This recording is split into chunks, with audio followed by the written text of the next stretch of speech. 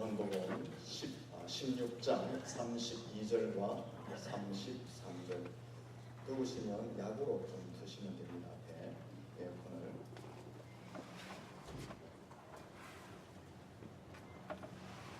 제가 봉독하겠습니다. 보라, 너희가 다 각각 제 곳으로 흩어지고 나를 혼자 둘 때가 오나니 벌써 왔도다.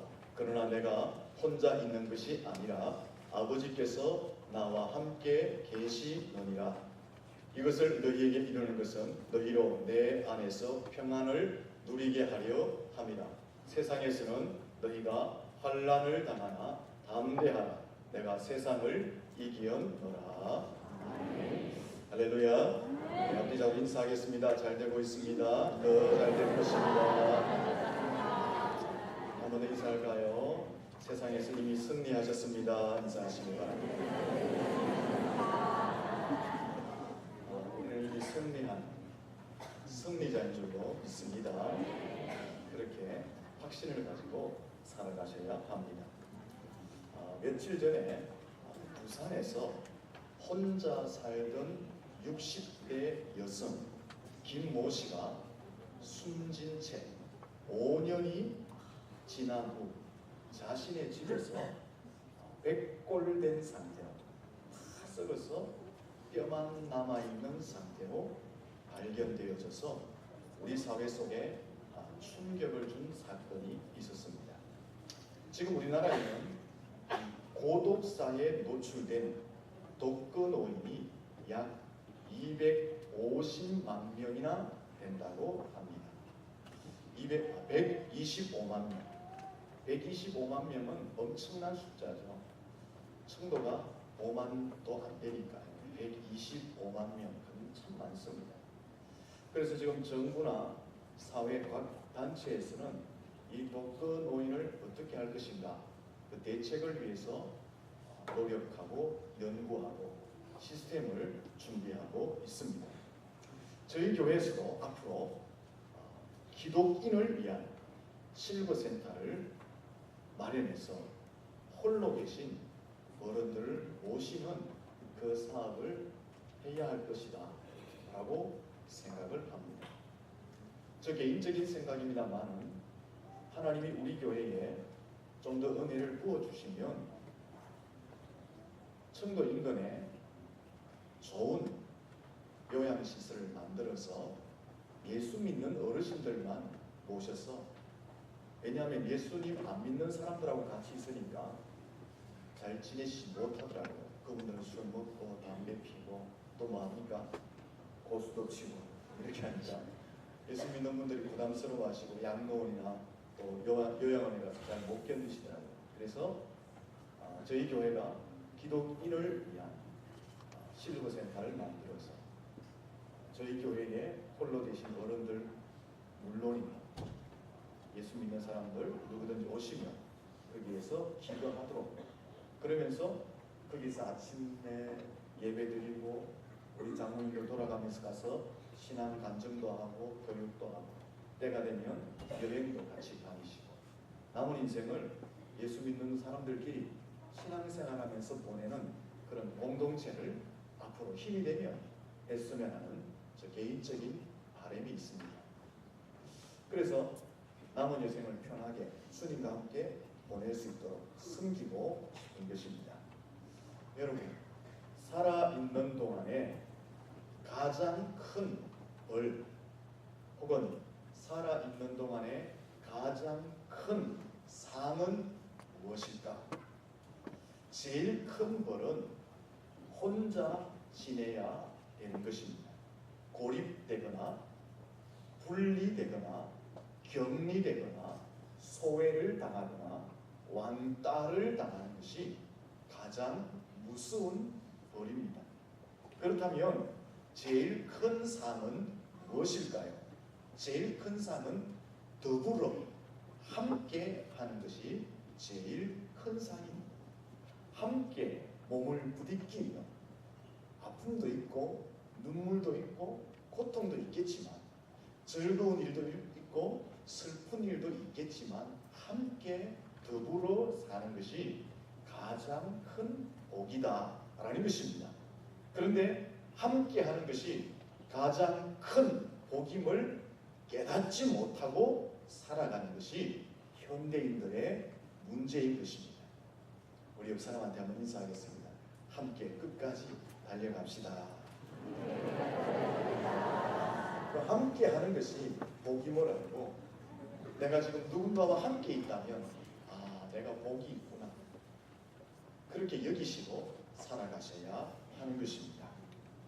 분리되는 것, 격리되는 것, 고립되는 것, 소외되는 것, 왕따가 되는 것, 이 현 시대에 심각한 사회 현상이 되고 있습니다.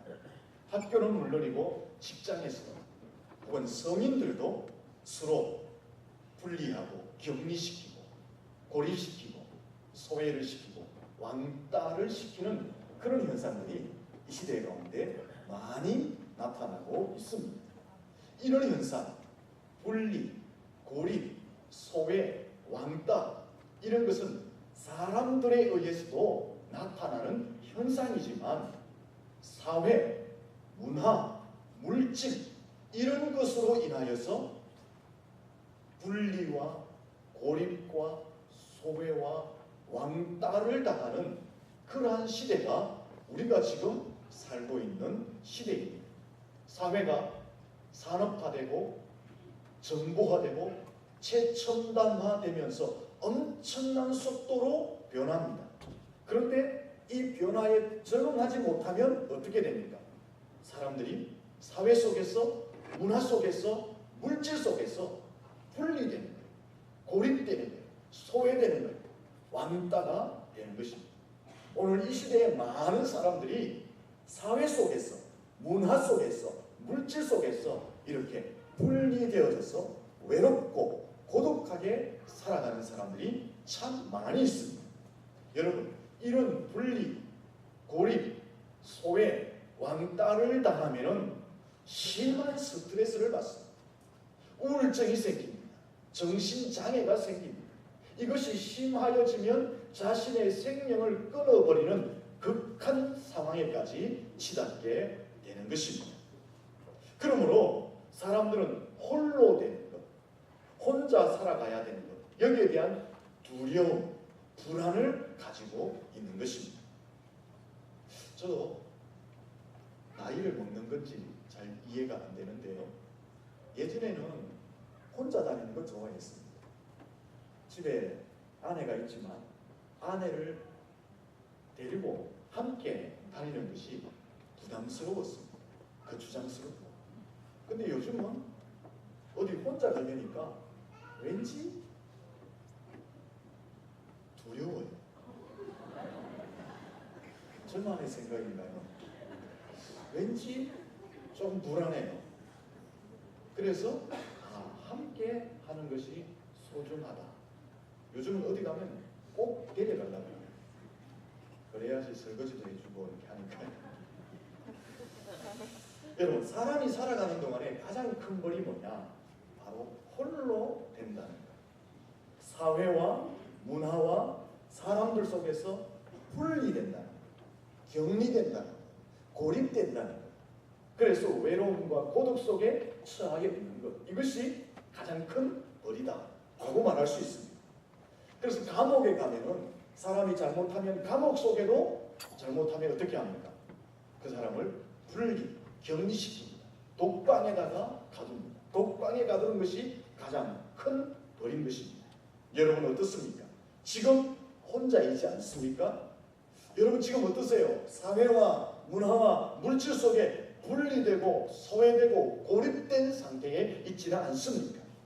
그리고 내가 분리될까봐, 내가 소외될까봐, 내가 고립될까봐, 왕따가 될까봐 혹시 두려움 중에 있지는 않습니다. 어떻게 하면 우리의 인생 가운데 이런 것을 극복하며 살아갈 수 있겠습니까?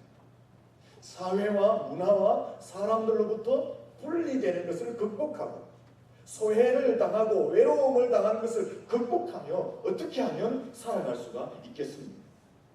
오늘 본문에서는 그 해답을 주고 있습니다. 32절 말씀해 보시면 이렇게 기록합니다. 같이 한번 읽어보겠습니다. 시작! 보라, 너희가 다 각각 제 곳으로 흩어지고 나를 혼자 둘 때가 오나니 벌써 왔도다. 그러나 내가 혼자 있는 것이 아니라 아버지께서 나와 함께 계시느니라. 본문은 예수님 자신이 혼자 되고 고립되고 소외되고 버림받게 될 것을 말씀하고 있는 것입니다. 사실 예수님의 생애를 살펴보면 대부분이 고립되어지고 분리되어지고 소외되어지는 그런 삶을 사셨던 것을 보게 됩니다. 마태복음 2장 13절에 보면 예수님이 이 땅에 탄생하셨을 때에 그 당시 헤롯 왕의 칼을 피하여 강보에 쌓인 채로 그의 아버지 요셉과 어머니의 품에 안겨 애굽 땅으로 피신을 하였습니다.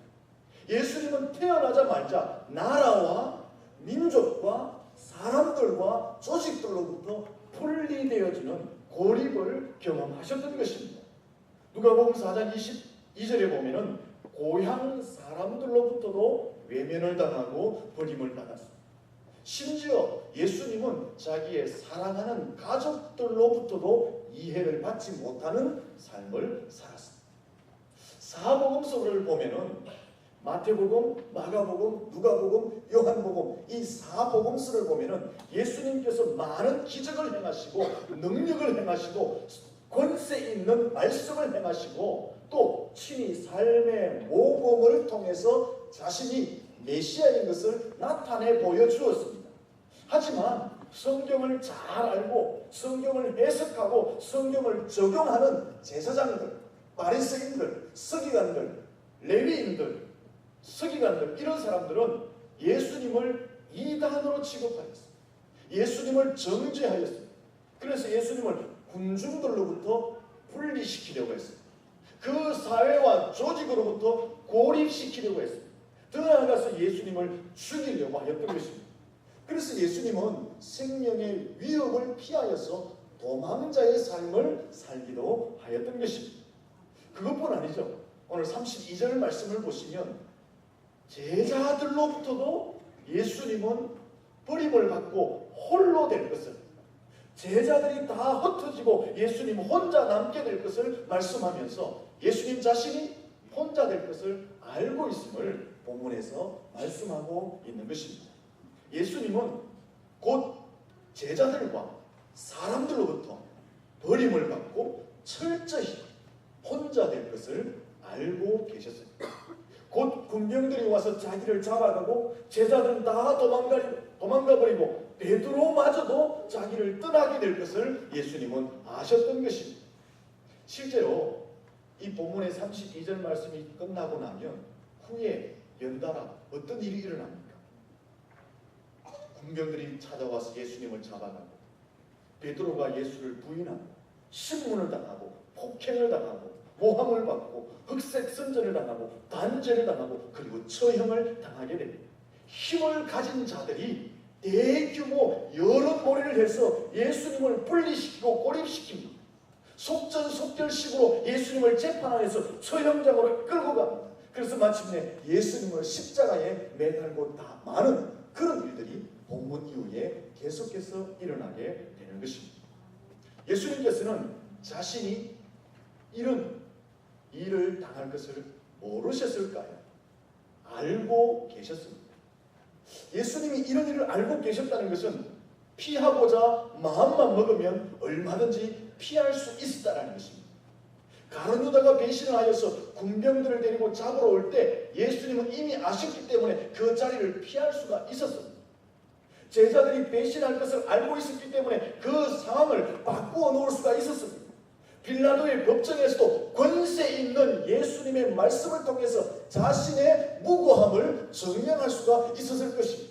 아니, 예수님은 신적 권세와 능력이 있었기 때문에 자신을 모함하고 자신을 분리시키고 자신을 대항하는 자들을 향해서 능력을 발하셔서 단번에 제압하고 잠잠하도록 만들 수가 있었습니다. 그러나 예수님은 풀려나려고, 그 자리를 벗어나려고, 살아남기 위해서 어떠한 시도도 하지 않았다라는 것입니다.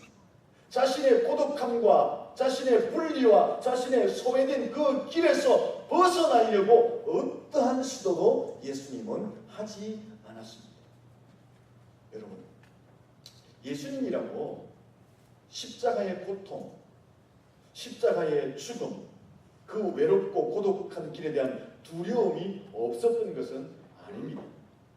예수님은 우리와 똑같은 인생을 가졌기 때문에 십자가 앞에서 두려워하셨고 십자가 앞에서 번민하셨습니다.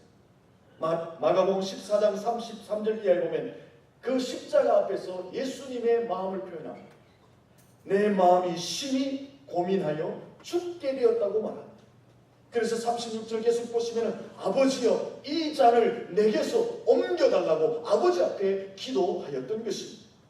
누가복음 22장에 보면 이 사건을 앞두고 예수님이 기도하는데 땀방울이 핏방울처럼 변하는 간절한 기도를 드렸던 것을 보게 됩니다.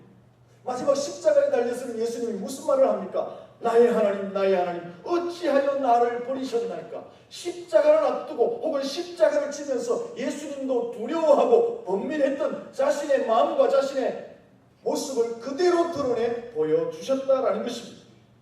그러면 예수님께서는 왜 뻔히 다 알고 계시면서 십자가의 고난을 피하지 않으셨는가?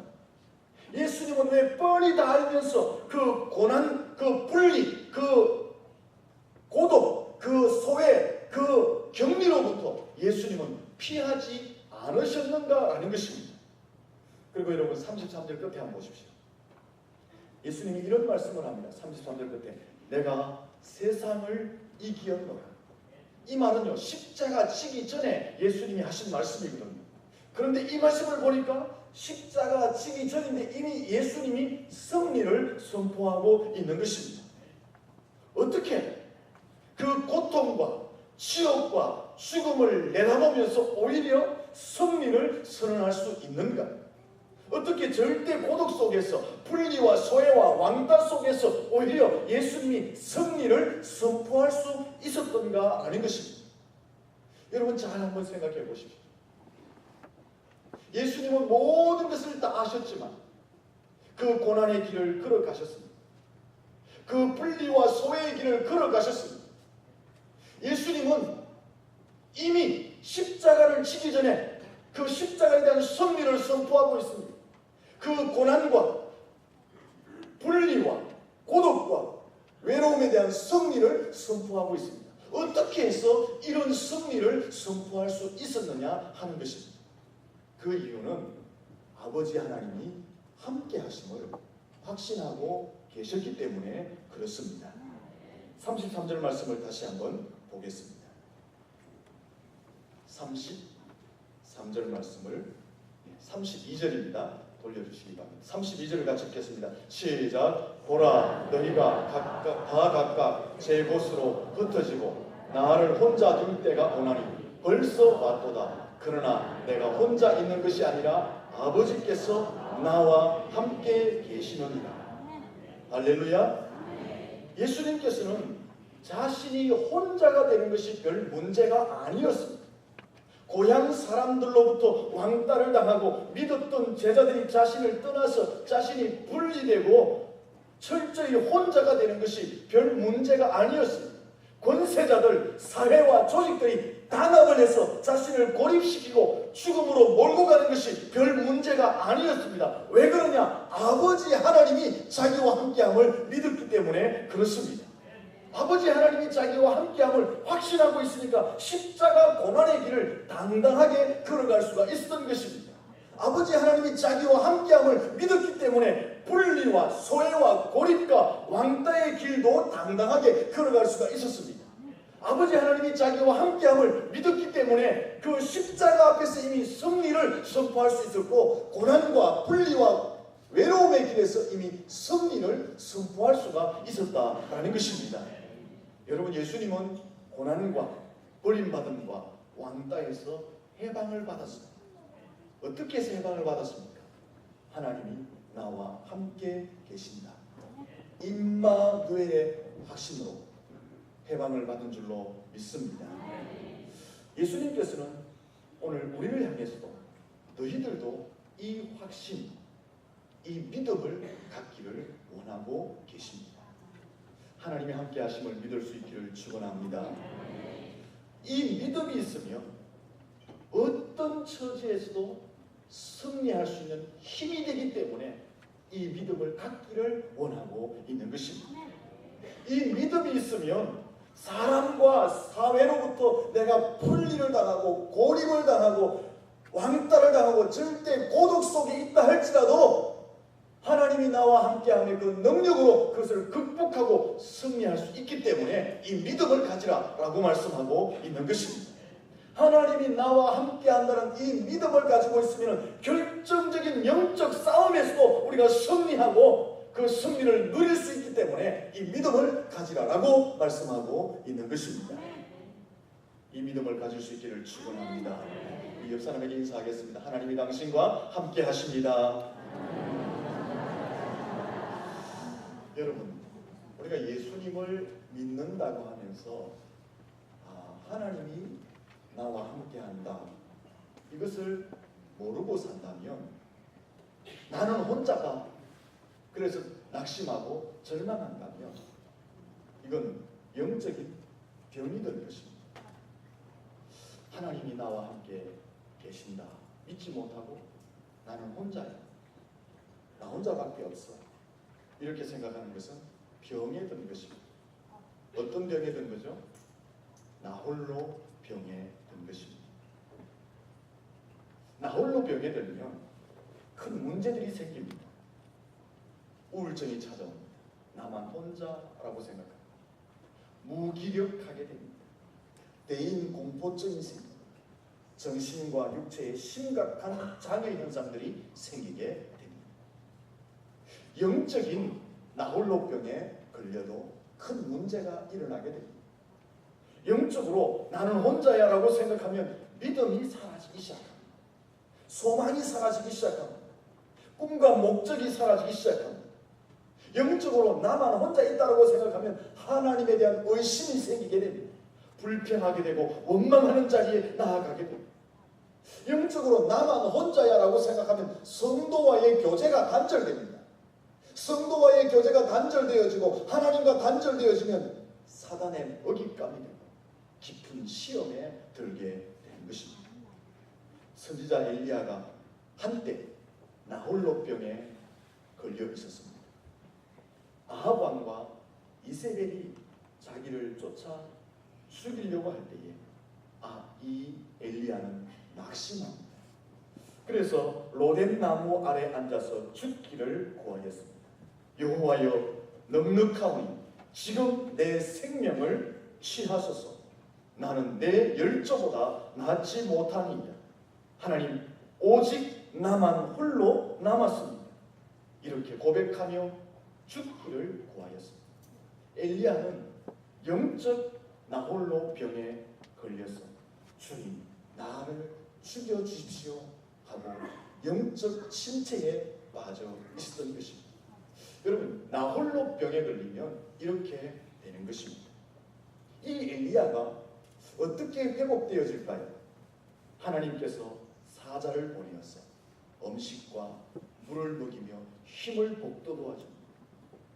그러면서 그 상황에서 하나님이 엘리야에게 주신 메시지는 너 혼자 있는 것이 아니야. 내가 너와 함께 있어.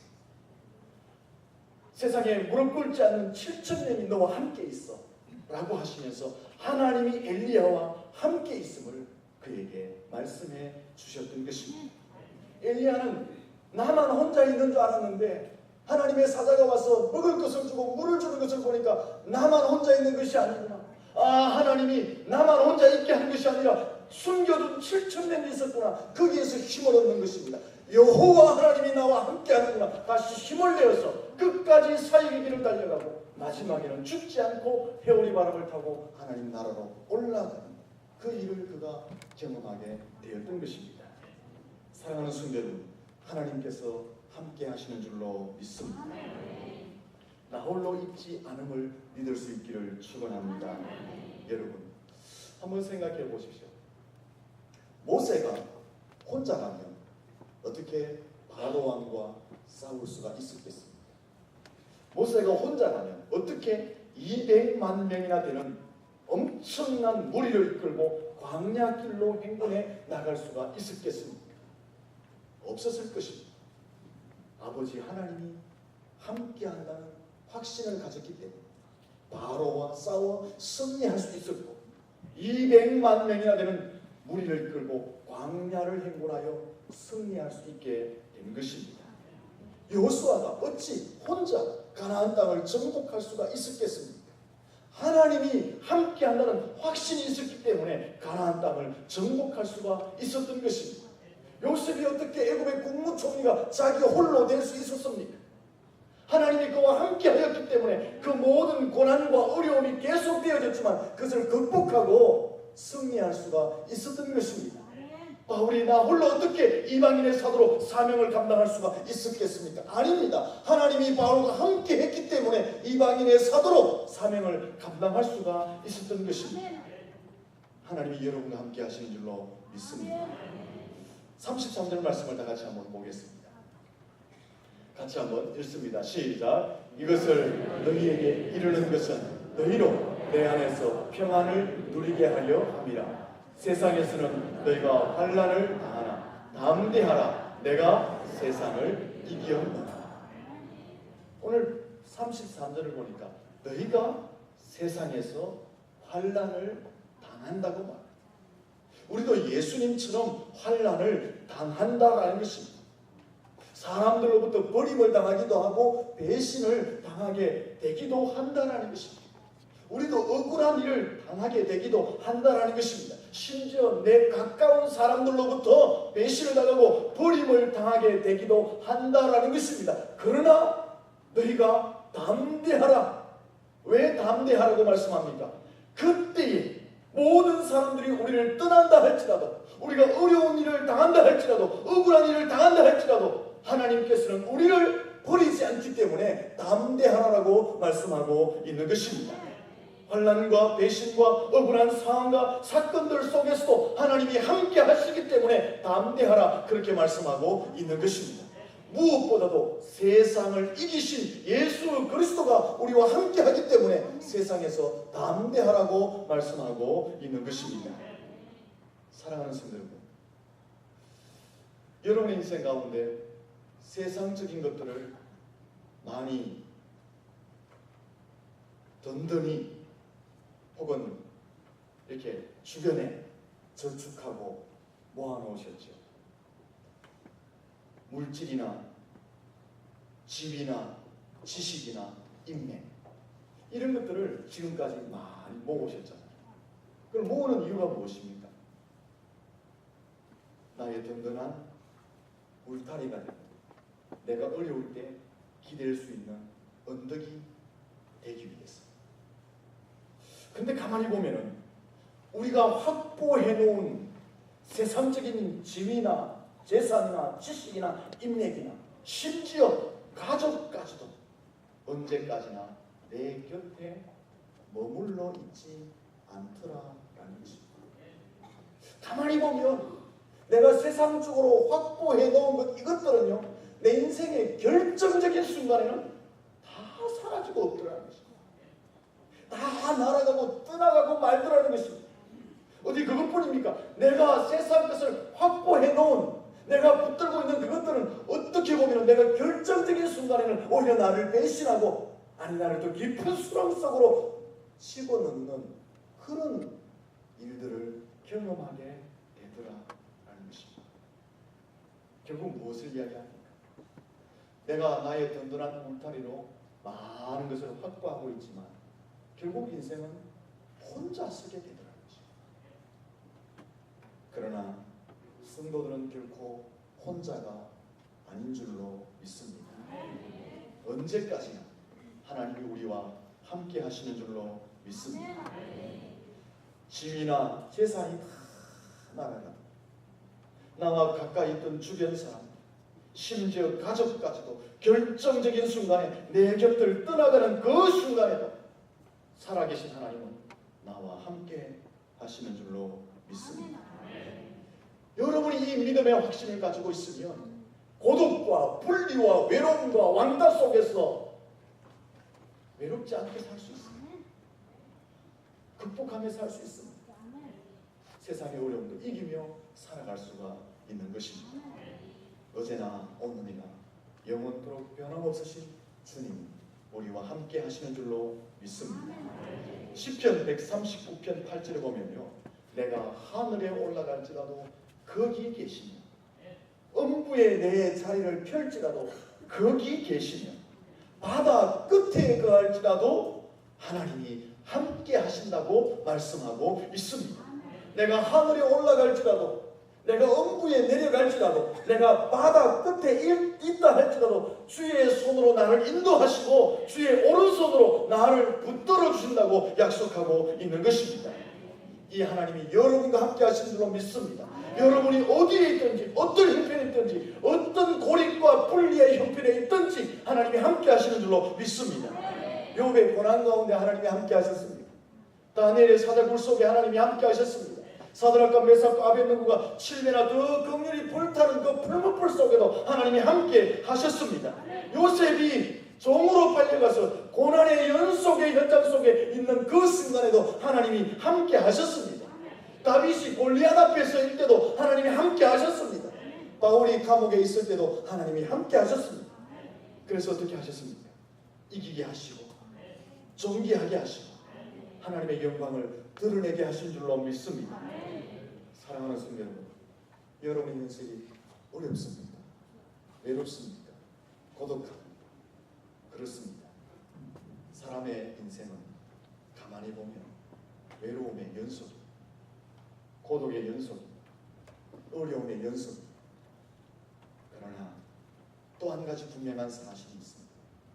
성도들의 삶에는 하나님이 함께 계신다라는 것입니다. 사람들의 인생은 외로움과 고독과 어려움의 연속이지만 그 어려움 속에 성도들에게 또 하나의 분명한 사실, 세상을 이기신 주님이 함께 하신다라는 것을 믿을 수 있기를 축원합니다. 하나님께서 내 삶에 함께 계십니다. 세상을 창조하시고 다스리는 지금도 살아계시는 그 하나님이 나와 함께 하십니다. 세상을 이기신 예수 그리스도 그분이 나와 함께 하신다. 이것을 믿으시면 여러분은 담대할 수 있습니다. 고난이 있어도 담대할 수 있고, 세상이 나를 분리시키고 사람들이 나를 고립시켜도 우리는 담대할 수 있는 것입니다. 사랑하는 성도 여러분, 지금도 하나님이 여러분 곁에, 여러분의 삶 가운데 함께 동행하신 걸 믿으시고 담대하시고 승리하는 삶을 사시기를 예수님 이름으로 축원합니다. 살아계신 하나님, 우리는 홀로 인생길을 걸어가는 줄 알았습니다. 나만 홀로 서 있는 줄 알았습니다. 그러나 하나님은 말씀하셨습니다. 내가 너와 함께 있느니라. 네가 하늘에 올라가도 음부에 내 자리를 펴도 바다 끝에 있어도 거기 내가 너와 함께하고 너를 인도하고 나의 오른손으로 너를 붙들어 주신다라고 말씀하셨습니다. 하나님이 우리와 함께 계심을 믿고 외로운 세상, 힘든 세상 담대할 수 있게 하시고 승리하는 삶을 살게 하여 주시옵소서. 예수님 이름으로 기도드립니다.